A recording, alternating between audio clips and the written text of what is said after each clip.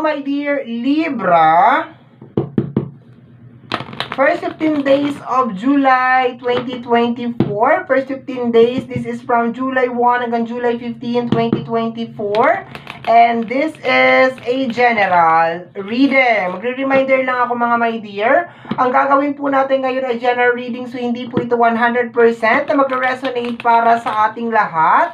So please my dear, lower your expectation pagdating po sa mga general reading. Hanapin na natin, my dear, ang iyong opening card. Okay? Focus tayo. Focus. Focus on me. Paano ba ako makakapag-focus nito? Okay. Let's go. Libra. Pakiramdam ko walang mahuhulog, my dear Libra. Kaya magpapaladesisyon ako. Ako na ang bubunot. Okay? Kasi mamaya mahulog na naman ang sandamukal. Ang hirap na naman ipaliwanag to. Okay, my dear Libra. Pakiramdaman ang baraha. May nararamdaman ako dito banda. Ito. Ayun. Hukayin mo. Ayun. Okay. We need to let go. We need to let each other go. Nauna lang yung go. No? We need to let each other go, my dear. Ayan. And sa taas, okay? So, I guess, my dear, ito yung parang nanghihingi ka ng space, okay? So, nanghihingi ka ng space, okay? Huwag mo kong pakialaman. Okay, parang ganon. Masyado ako nasasakal. Baka ganon yung energy, masyado ako nasasakal. May mga bagay akong gustong gawin, hindi ko magawa. Parang,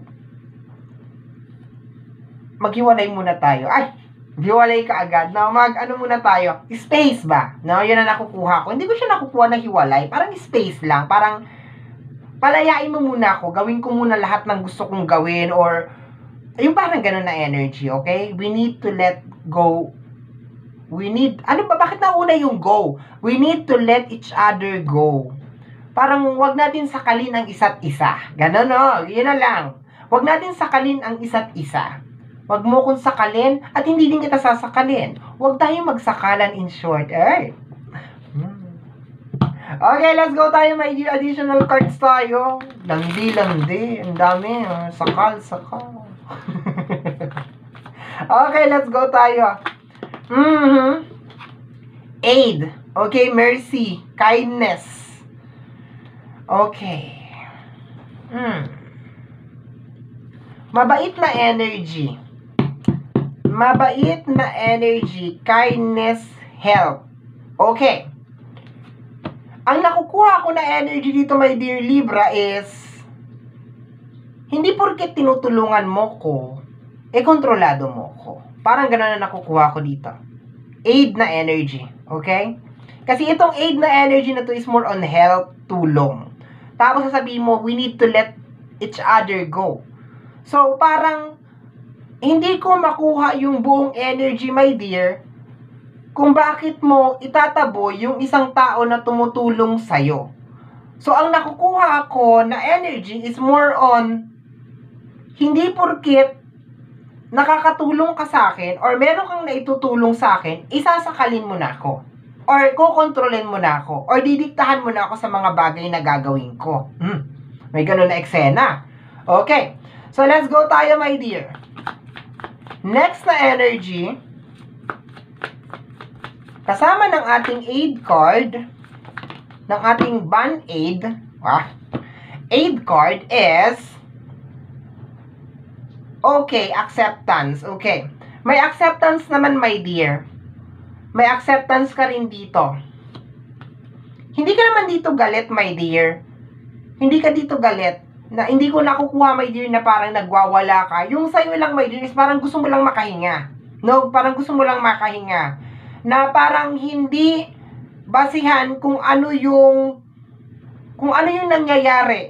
Kumbaga, kung nakatulong man siya sa'yo or nakatulong ka man sa kanya, hindi yun dahilan para hawakan ninyo ang isa't isa or kontrolin ninyo ang isa't isa. Yun ang nakukuha ko is more on a very controlling na energy and ayaw mo magpa-control. Yun ang nakukuha ko lang na energy dito, my dear. Okay? Kasi, kung sino man tong tao na tinutukoy mo, kasi meron ditong card ng acceptance and harmony, ibig sabihin, okay naman kayo. Minsan lang, parang, sa side mo, my dear Libra, parang nalilimitahan yung kilos mo. Yun ang nakukuha ko. Parang, sobrang limitado yung kilos mo to the point na, baka siguro iniisip mo, magagalit siya, or ganito, or alam mo na hindi niya gusto yun, o kaya, mamaya na. Hirap paliwanag. Okay, let's go. Next. Inubos ko na sa 2 card pa lang, 3 card pa lang. So, kunin na natin yung iba para hindi ako mahirapan. Last card, my dear Libra. Ang zodiac sign na walang... Okay.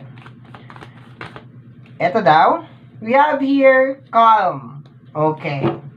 Parang sinasabi mo dito, kalma. Okay, parang sinasabi mo, kalma. Wala akong gagawin na kahit ano. Hayaan mo kong lumabas. Hayaan mo kong gawin yung gusto ko. Hayaan mo ko dumiskarte. Wala akong gagawin na kahit ano. Okay? Pagkatiwalaan mo ko. Yun ang nakukuha ko dito na energy. So, nandun ka, my dear, sa energy ng first 15 days of July na sinasabi mo dito na pagkatiwalaan mo ko. 'Di ba? Hindi mo ko kailangan kontrol, hindi mo ko kailangan tanungin kung nasaan ako, anong ginagawa ko. Hindi ko kinakailangan mag-update na mag-update. Yun ang nakukuha ko dito, my dear. Kumbaga, kung lalabas man ako, magtiwala ka na wala akong gagawin na hindi maganda. Parang ganon.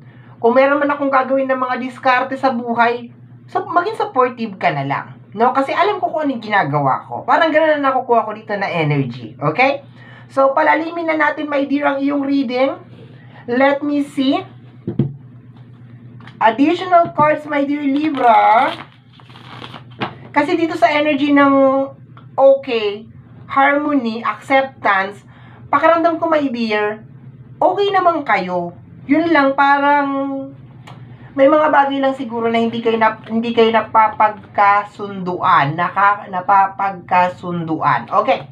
So, let's go, my dear Libra. 8 cards tayo dito, my dear. 9 cards actually in total. Kasama yung bottom deck of the card. We have here the 6 of Cups. 6 of Cups. Energy ng past. Energy ng nakaraan. Ang lalim, ha? Parang may nagawa ka ba in the past? Okay, tingnan natin, ha? Kasi energy siya ng nakaraan ang nakukuha ko dyan. Parang something na ginawa mo noon na reflect pa rin ngayon. Yun na nakukuha ko lang, ha? Tingnan natin, ha? We have here the energy of the full card. Ang dami nito. Ilan to? Bibilangin ko. 1, 2, 3. Okay, 3 siya. So, kompleto na yung card natin sa ibabaw. Full card. Okay? So, sa energy ng full card, I think, my dear, kailangan maging malawak yung isipan ng mga tao sa paligid mo na kung ano yung mga bagay na ginawa mo in the past, ay hindi mo na uulitin yun. Kung in the past medyo naging syunga-syunga ka, okay lang yun. Kasi past yun. So, pero hindi mo na uulitin yun. Kasi marami sa inyo, my dear, ang gumagawa ng new beginnings, pero limitado. Hindi ka makadiskarte in short. Hindi ka makaporma. Kasi parang laging may mga matang nakatingin sa'yo 24 hours. Parang ganon. Okay. Next card is the energy of the star. Papunta ka sa dreams mo, my dear. So, para maging para maging malaya ka. Ganon. Na energy. Nagiging very expressive ako dito. Mamaya sasayaw na ako. No? Para maging malaya ka, my dear. Parang gusto mong isigaw sa mga tao sa paligid mo na, uy, tama naman na yung judgment. Oo. Kung noon, isaksak ko yung TV na 110 sa 220, huwag kayong mag-alala, hindi ko na isasaksak ulit ngayon. Alam ko nasasabog. Parang gano'n na gusto mong sabihin. Kung noon, nahuli mo ako, hindi na ako magpapahuli ngayon. Ay, mga ganon. Na, joke lang. No, yung parang gusto mo sabihin sa kanila na, tama na, wag niyo na akong husgahan sa mga pagkakamali ko noon kasi inaayos ko na nga yung sarili ko. No? So, in short, my dear, maganda yung energy mo. Nagkatagpo lang na yung paligid mo, ang tingin sa'yo, ikaw pa rin yung lumang Libra. Okay? We have here the energy of the star. You are trying to balance your emotion. You're trying to balance your mind and your heart and your soul. Diba? Ganda yun. You're trying to balance everything para magkaroon ng magandang result ang buhay mo. Maayos yung buhay mo. Kaso paano mo magagawa yun kung bawat lingon mo palagi may kontrabida? Diba? Last card is the Seven of Wands, the defensive energy, my dear. Sa taas ko na lang papakita, my dear, para kitang-kita mo, ha? So, pagod ka na depensahan yung sarili mo, my dear. Kasi alam mo naman sa sarili mo, nagbabago ka. Alam mo naman sa sarili mo, inaayos mo yung sarili mo. Tinatama mo yung sarili mo. Alam mo sa sarili mo na nadala ka na sa mga pagkakamali mo noon, na natuto ka na. You learn your lesson. Kaya parang sinasabi mo sa kanila, tama na, isarado nyo na, i-shout, i-close na lang ang mouth para wala ng smell. Ganon. Nangangamoy ganon. I-close na lang ang mouth. Tama na ang judgment. Kasi hindi ako nakakalipad ng matayog. Kasi nga, puro ka comment, puro ka react, puro ka ganito. Oh, paano ako makakakilos na maayos niyan kaya nanghingi ka ng space. Pero hindi naman literal na parang nakikipaghiwalay ka. Gusto mo lang na pagkatiwalaan ka ulit, na ibigay sa'yo yung kalayaan. Kasi, sabi ko nga, you learn from your mistakes. You learn from your mistakes. You learn from your lesson. Your lesson learned. Lesson learned. Lesson mistakes. Basta yun na yun. Okay, let's go na tayo. Clarification. We have here, dalawang card to, my dear.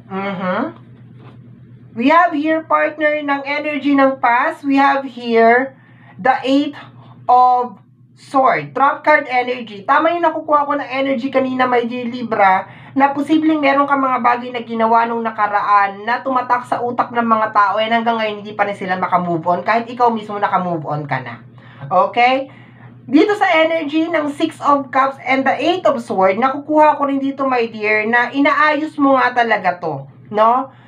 Yung sitwasyon na parang hindi ka makakilos, hindi ka makagalaw, inaayos mo siya, my dear. Kasi trap card energy to, wala ka talaga dito masyadong magagawa, my dear, sa Eight of Swords. Wala ka talaga dito magagawa, my dear, kasi parang yung paligid mo masyadong magulo, yung isip mo masyadong magulo, blindfolded ka, kung makikita mo, naka-blindfold si Eight of Swords dyan, parang hindi ka kaya ngayon ang nangyayari, umaalis ka from that energy, inaayos mo yun, kasi ayaw mo nang magtagal yung trap, ayaw mo na magtagal dyan sa trap card na energy na yan, posibleng ilang taong ka na dyan sa trap card na energy na yan. Kaso, overall, napansin mo siguro sa first 15 days of July, kaya pala hindi ako yumayaman, kaya pala hindi ako umaasenso, kasi, nandiyan ka diba? Wala pa akong nagagawa, hinuhusgahan mo na ako, parang ganon. Wala pa nga akong, eksena, nandiyan ka na, judge ka na, diba? Sa bagay, ganyan naman ang tayong mga Pilipino, mga judgmental, diba? Diba? Kaya dapat,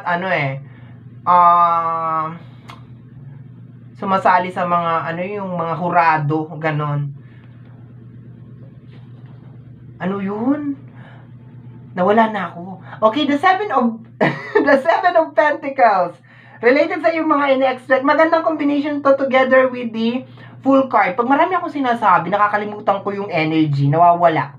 Okay, the Seven of Pentacles over here. Related sa yung mga expectation. Actually, this is more on harvesting. Okay? Nararamdaman mo siguro, my dear Libra, na panahon na i-grab yung mga opportunities. Panahon na para yung mga pakpak mo, my dear, at 'di ba, lumipad ka ng matayog na matayog, my dear. And gusto mo lang na actually parang ayaw mo dito ng gulo as much as possible, no? Kasi sigurado ako, my dear, kung hindi titigil to, kung sino man tong tao na to, ng pangingialam sa buhay mo, sigurado ako may kalalagyan siya. 'Di ba? And Ayaw niya, ayaw. Sa'yo na yun. Huwag niyang hintayin na magalit ka. Kasi, yun na yun. Okay, let's go na tayo, my dear. We have here the energy of the hangman. Okay? And the star.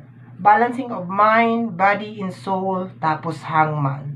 So, ang nangyayari kasi dito, my dear, kino-convert mo yung, hindi perfect yung first 15 days of July mo, my dear. Hindi siya perfect. Marami pa rin mangyayari na hindi maganda sa first 15 days of July. Ang kagandahan lang dito, my dear, sa sobrang positive ng energy mo, maski pangit na yung nangyayari, ginagawan mo siya ng magandang meaning. Kunyari, nawala yung 5 piso mo. Sasabihin mo, kaya nawala yung 5 piso ko kasi merong nangangailangan, may nagugutom. Ganon yung energy mo. Sa sobrang positive ng energy mo, binibigyan mo ng, which is very, very nice. Maganda naman siya. Magandang energy to. Para maabot mo na talaga yung mga pangarap mo. Okay? Kasi kalmado ka eh. Sobrang kalmado mo, my dear. Kaya mo nga to inuunahan na eh. Kaya ka nga nanghihingi na ng space eh. Sinasabi mo, kasi kalmado ko ngayon. Baka bukas makalawa, hindi na kita matansya. 'Di ba? Baka bukas makalawa, nako, gawin kitang tinapay, masahin na kita. 'Di ba? Yung mga ganon, 'di ba? Kaya habang kalmado ako, sunggaban mo to. Mag-usap tayo ng maayos. Kasi pag mainit ang ulo ko, nako, papadala kita sa Venus. Diba? Okay, let's go tayo, my dear. Last card. In short, kalmado yung energy mo, my dear. Very, very nice ang yung energy. Gusto mo lang ayusin ang buhay mo, and gusto mo lang tumigil ang mga bunganga na wala nang ibang ginawa kung hindi husgahan ka ng husgahan. We have here the Knight of Wands. Walang makakapigil. Walang makakapigil sa amin. Kami ang pa-baby girls. Okay, we have here the Knight of Wands. Ayan, so walang makakapigil sa'yo, my dear. Pero, sa abot na makakaya mo, ginagawa mo mademokrasya ang lahat. Okay? We have here the Two of Pentacles. Sabi ko nga sa'yo, may problema pa rin sa usapin ng paligid mo. Meron pa rin talaga mga emotion. Pero you're trying to balance as much as possible. And trabaho mo to, my dear. Bilang Libra na timbangan, you are born to balance things. Okay? So, nandutuon yung energy mo, my dear. But, sa dinami-dami na sinabi ko, nanghingi ka lang ng space. Kinakausap mo lang yung mga tao na lumayo-layo kayo sa akin.